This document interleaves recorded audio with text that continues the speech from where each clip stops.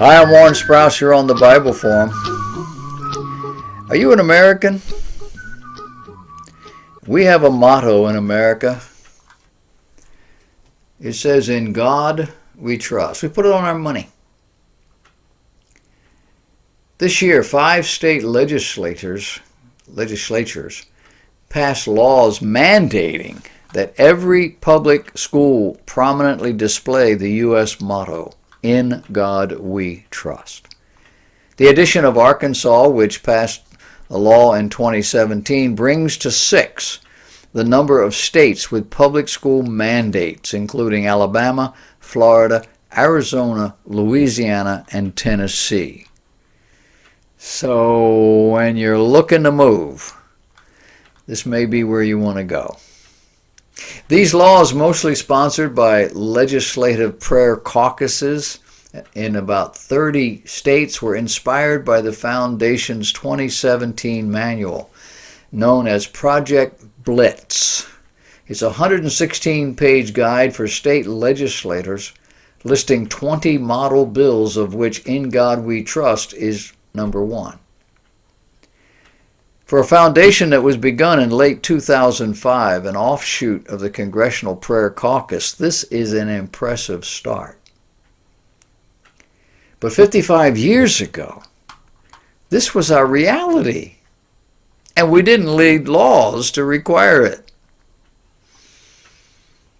We stood in school with hand over heart every morning, reciting the Pledge of Allegiance to the flag.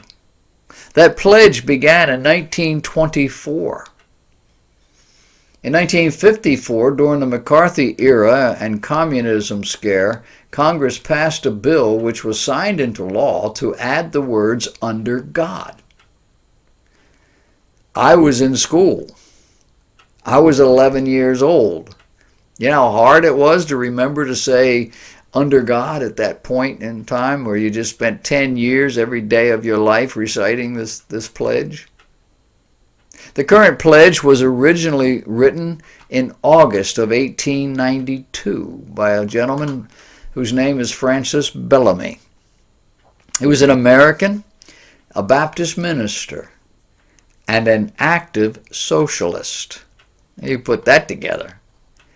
He included some of the concepts of his first cousin, Edward Bellamy, who wrote a number of socialistic utopian novels, such as Looking Backward in 1888 and Equality in 1897. In its original form, it read, "I pledge allegiance to my flag and the republic for which it stands, one nation, indivisible, with liberty and justice for all." It was published in a children's magazine first. The magazine was entitled Youth's Companion.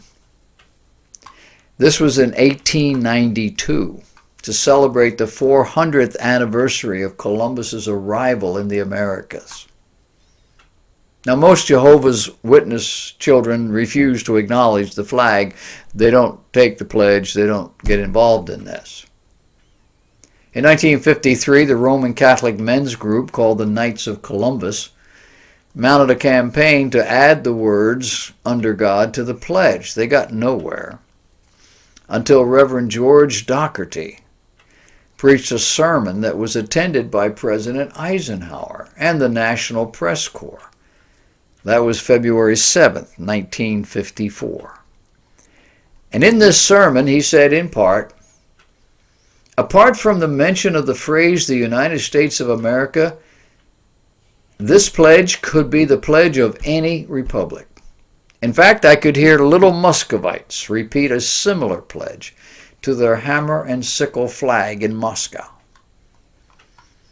After the service, President Eisenhower said that he agreed with the sermon.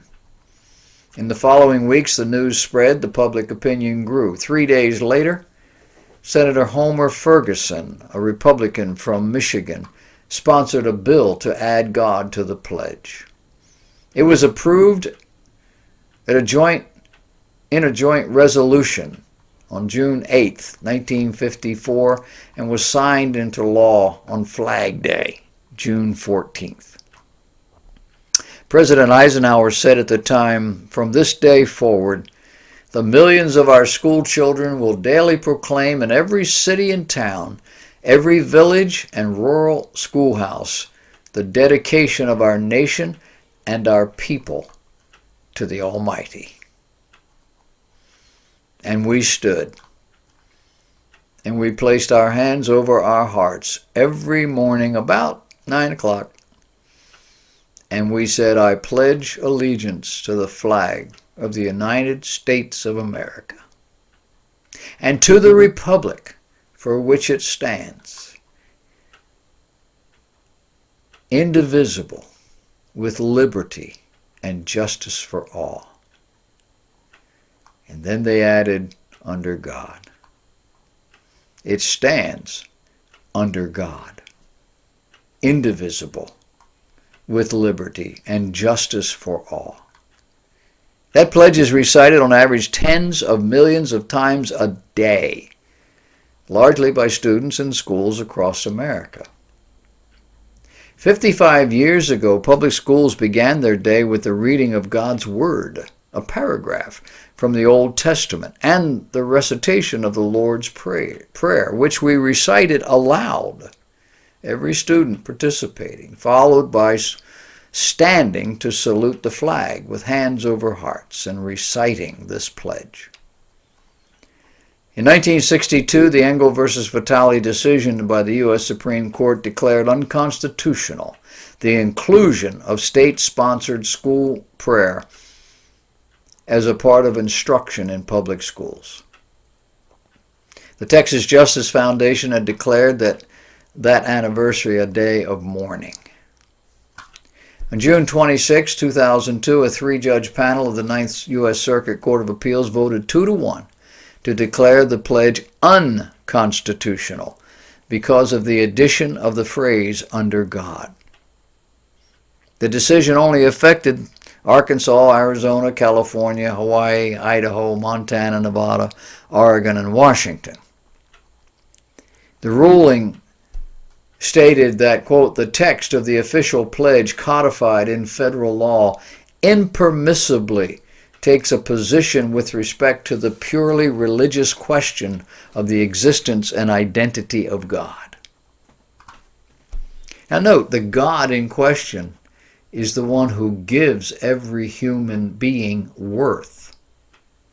Now that may be a philosophical point, but it's real.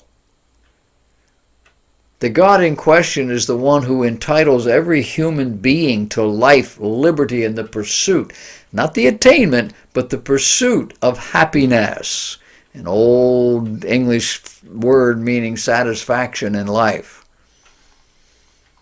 There are no other gods who do this. Of all the religions of the world, with all their perceptions of God, none entitles their worshipers to this right. And that is the crime which denigrates the biblical God.